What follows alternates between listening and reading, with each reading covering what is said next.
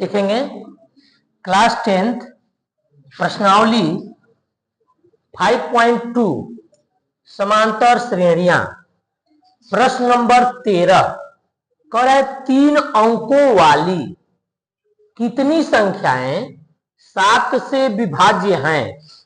3 अंकों वाली संख्या की बात किया है। तो सबसे पहले आप इस बात को समझिए कि 3 अंकों में कौन कौन हो सकता है।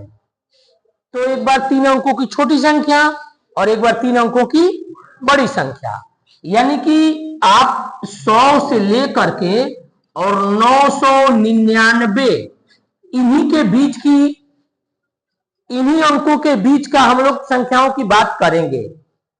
जैसे सबसे छोटी संख्या 100 और 3 अंकों में सबसे बड़ी संख्या 999। अब ये देखना है कि छोटी संख्या में 7 से कटने वाला है कौन। तो 7 से कटने वाला कौन है, इसके लिए हम लोग 7 से क्या करेंगे बाबू, 100 में भाग करेंगे। 7 कने 7, 3। अगर यहां 5 रहता तो ये 35 आता ना, तो 35 आता तो 7 पचे 35, 5 बार में कट जाता, यानी यहां क्या चाहिए था, 5 चाहिए। तो इसका मतलब कि इस 100 के जगह पर आपको क्या लिखना होगा, 5, 105 लिखना होगा। और क्या कहा है कि 7 से कट जाए, इसका मतलब कि इसमें 7 और आगे, यानी कि जो अंतर है, जो डी का मान है वो क्या होने वाला है, इसमें 7 होने वाला है। तो अगला क्या होगा, 7 5 12, यानी 112 और उसमें 7 जोड़ दीजिए तो 119। इस क्रम में ये चलता जाएगा। अब हम लोग को आखिरी नंबर पता करना है जो 7 से कट जाए। तो एक बार आप 999 में 7 से करके देख लीजिए। 7 एकाने 7, 7 8 9 9 आएगा, 7 3 7 चौको 28, 1 आएगा 9, 7 दूनी के 14 और 7 3 के 21, 3 बार में तो अधिक हो जाएगा। तो 2 बार में, यानी यहां जो 5 बच रहा है, यही अगर 5 नहीं रहता, इसमें कम रहता, यानी क्या रहता बाबू यहाँ पे 4 9 9, यानी 994 रहता, 994 रहता तो 7 से कट जाता ना, 994 रहता तो 7 से कट जाता। यानी कि 3 अंकों में सबसे जो बड़ी संख्या है वो क्या होगी, तो 994। इससे बड़ी संख्या कोई नहीं होगी जो 7 से कटे और 3 अंकों में हो। अब यहां ये बात कर रहा है कि 3 अंकों वाली कितनी संख्या है, यानी यह कितना है, कितने नंबर पर ये जाके हो रहा है। बात समझ में आ रहा है। ये पहली संख्या, दूसरी संख्या, तीसरी संख्या, ऐसे करते गया तो एक जगह आएगा जहां आप 994 तक जाएंगे। और जब इसमें अगर 7 जोड़ेंगे तो आप 3 अंकों के बजाय 4 अंकों में चले जाएंगे। 7 जोड़ के देख लीजिए, अगर आप 994 में 7 जोड़ते हैं तो 7 4 11, हासिल 1 9 1 10, तो क्या हो जाएगा, 1001 हो जाएगा, जो 3 अंक न रह के 4 अंक हो जाएगा। तो इसका मतलब कि सबसे जो बड़ा अंक है 3 अंकों में, जो 7 से कटने वाला है, वो क्या है बाबू, तो 994 है। अब ये हम लोग पता करेंगे कि कितने नंबर का ये अंक है। तो यहां हम लोग को ए पता है कि वह 105 है, यानी A1, और यहां डी भी पता है कि वह क्या है, वह कह रहा है कि वह 7 से कटे, यानी 7 7 प्लस हो रहा है। डी भी पता है, आखिरी पद पता है एन कि 994 है। तो लगाएंगे फार्मूला हम लोग एन का ही। तो एन इक्वल टू क्या होता है, n equal to A plus N minus 1 into d होता है। जिसका जहां मान है वहां रख दीजिए। तो इसके जगह पर आप लिखेंगे 994 और ए के जगह पर क्या लिखेंगे बाबू, 105। एन का पता नहीं, एन रहने दीजिए, डी का मान वह दिया है कि वह 7 है, तो यहां 7 लिख दीजिए। अब इसको हल करेंगे, ये प्लस है इधर आएगा माइनस हो जाएगा, 994 माइनस 105 n माइनस 1 और यहां हो गया 7। घटा दीजिए, 14 में से 5 जाएगा, 9 5 9 हो जाएगा, और यहां हो गया 8 और 9 में से 1 जाएगा 8, क्या होगा बाबू 889 n माइनस 1 इंटू 7 उधर मल्टीप्लाई कर रहा है, इस साइड में उसको भेजिए, तो इधर आएगा क्या करेगा, डिवाइड करेगा। इधर लिखते हैं इसको आप ऐसे लिख सकते हैं n माइनस 1 और यहां 7 और तब इक्वल टू में 889, 7 को उधर भेज दीजिए, n माइनस 1 यहां रह जाए तो 889 अपान में 7, 7 से कट जाना चाहिए। देखिए 8 8 9 में भाग करके 7 का नहीं 7, 7 दूनी के 14, 7 7 49, कितने बार में कट जाएगा, तो 127, कितने बार में 127, आप लिखेंगे n माइनस 1 इक्वल टू 127। अब n की तरफ 1 जो है माइनस कर रहा है, दूसरे साइड में जाएगा क्या करेगा, प्लस कर देगा। आप लिखेंगे n इक्वल टू 127 प्लस 1, यानी n का जो मान आएगा वह क्या आएगा बाबू, 128वां पद। 128वें पद पर जाने पर तो आपको 994 मिल जाएगा। यानी इसमें जो पूछा है कि 3 अंकों में कितनी संख्याएं हैं जो 7 से विभाजित होंगी, तो कुल कितनी संख्याएं होंगी, तो 128 संख्याएं होंगी जो 7 से विभाजित होंगी।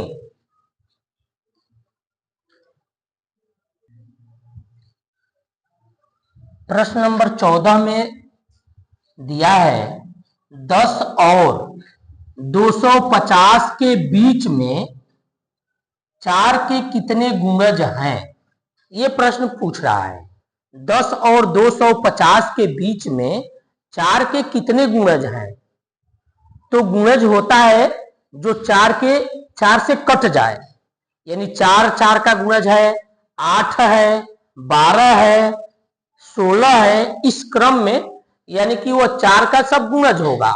तो ये पूछ रहा है कि 10 और 250 के बीच में 4 के कितने गुणज होंगे।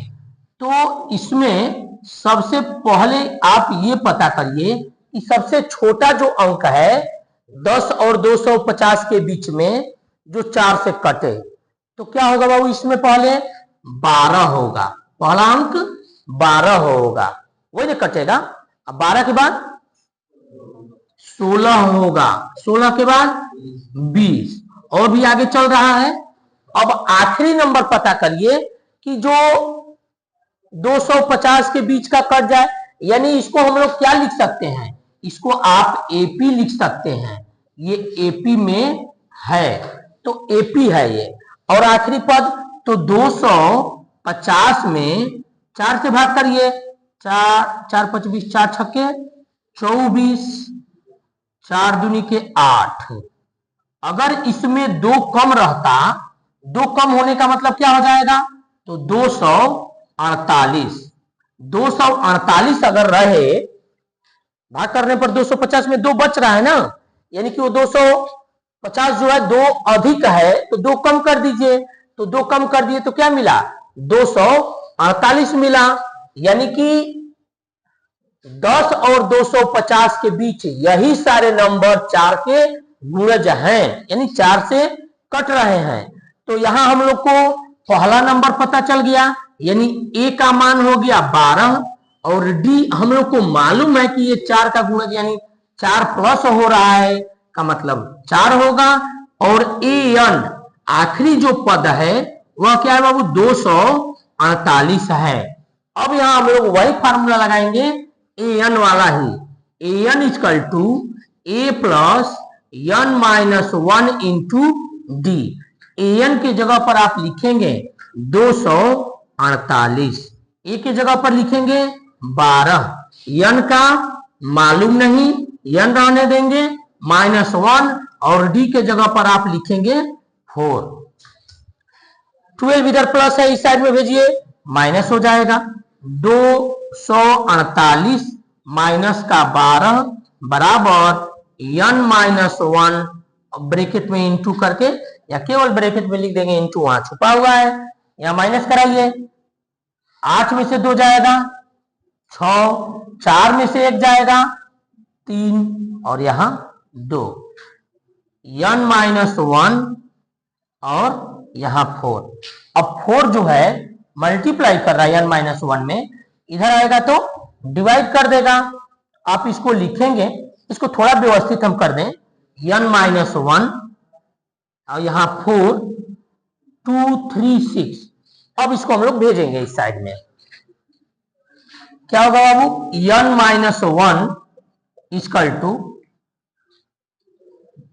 236 अपान में 4 हो जाएगा। 4 से काट दीजिए, कितने बार में कट जाएगा, 4 × 5 = 20, 4 × 8 = 4 × 9 = 36, 59 बार में कट रहा है। n-1 यहाँ लिखिए 59 यानी 59, n में -1 हो रहा है, उस साइड में जाएगा प्लस हो जाएगा, तो 59 + 1 करा दीजिए, यानी n का जो मान होगा वो कितना हो जाएगा, 60 हो जाएगा। तो यहां क्या पूछ रहा है, पढ़ लीजिए सवाल, कि कहा है कि 10 और 250 के बीच में 4 के कितने गुणज होंगे, तो 10 और 250 के बीच में 4 के कुल गुणजों की संख्या 60 होगी। तो यहां अगर लिखना चाहें, एक लाइन लिख देंगे, 10 तथा 250 के बीच में 4 के गुणज की संख्या 60 होगी। कितने होंगे बाबू गुणज, इसमें 60 गुणज होंगे, जो 10 और 250 के बीच की बात कर रहा है।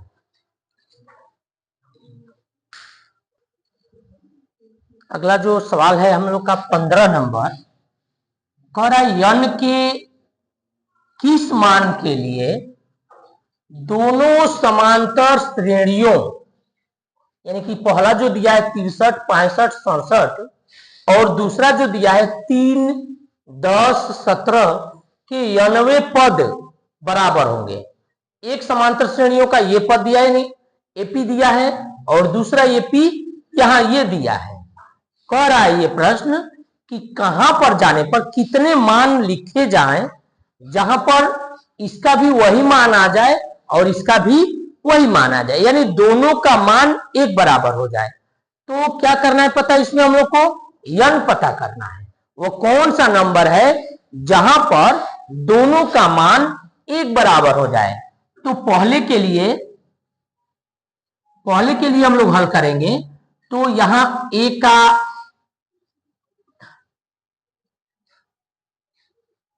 यहां लिख दे पहला समांतर श्रेणी है, दूसरा तो उससे थोड़ा सा अलग रहेगा, नहीं तो एक जैसे हो जाए, एक में हो जाएगा। क्या लिखे बाबू हम लोग, कह रहा n के किस मान के लिए दोनों समांतर श्रेणियों, यानी लिखेंगे पहले समांतर श्रेणी के लिए, ऐसा लिख देंगे, पहले समांतर श्रेणी के लिए क्या होगा, a का मान हो जाएगा 63, a2 का मान हो जाएगा 65, d का क्या होगा, तो a2 माइनस a1 घटा दीजिए, 65 माइनस 63 क्या आएगा बाबू, यहां पे 2 आ जाएगा, 3, 2, 5, 2 हो जाएगा। तो जब ये 2 हो गया तो इसका हम लोग को ये पता करना है कि कहां पर जाए तो ये an का मान एक बराबर हो जाए। तो इसके लिए आप लगाएंगे a + n - 1 × d अब यहां ए के जगह पर आप लिखेंगे 63, n का मालूम नहीं, 1 और d के जगह पर 2 लिखेंगे, यानी यहां ये पहले समांतर श्रेणी बन गया। इसी तरह से हम लोग दूसरा बनाएंगे, लिखेंगे दूसरे समांतर, या लिख लिए दूसरे एपी के लिए, तो भी काम चल जाएगा, थोड़ा जगह कम लगेगा लिखने में। लिख दीजिए दूसरे एपी के लिए क्या होगा बाबू यहां पे, तो A1 होगा 3, A2 होगा 10, D का जो मान होगा A2 minus A1, A2 minus A1, तो 10 माइनस 3 बराबर 7 होगा। यहां पर क्या पता करेंगे, फिर वही चीज A plus n minus 1 into D. A के जगह पर हम लोग लिखेंगे यहां पर 3 प्लस n को n रहने दीजिए 1, और डी के जगह पर लाएंगे 7। अब यहां समझिएगा सवाल, यहां से इन दोनों का एक साथ तुलना किया जाएगा। क्यों? क्योंकि यहां ये कहा है कि कोई एक ऐसा जगह है जहां ये भी बढ़ता रह रहा है, ये भी बढ़ता रह रहा है, और दोनों जगह दोनों का मान एक बराबर हो रहे हैं।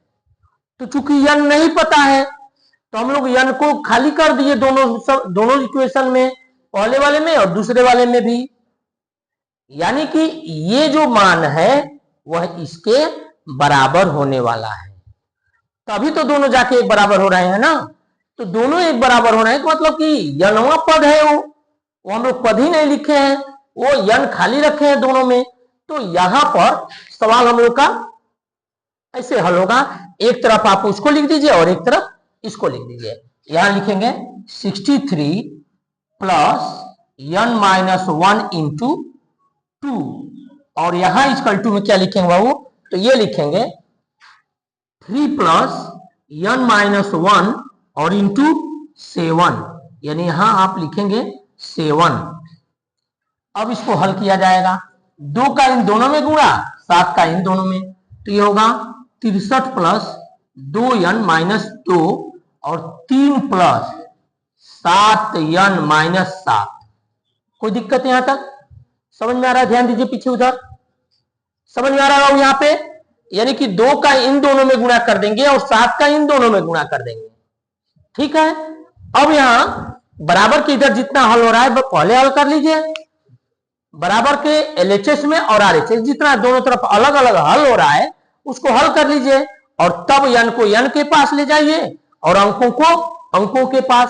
तो हम लोग हल करते हैं, 63 में से 2 घट जाएगा, क्या बचेगा 61 प्लस 2n, और यहां ये प्लस है ये माइनस है, बड़े में से छोटे को घटाएंगे बड़े का चिन्ह लगाएंगे, यानी ये 7n माइनस का क्या हो जाएगा 4 हो जाएगा।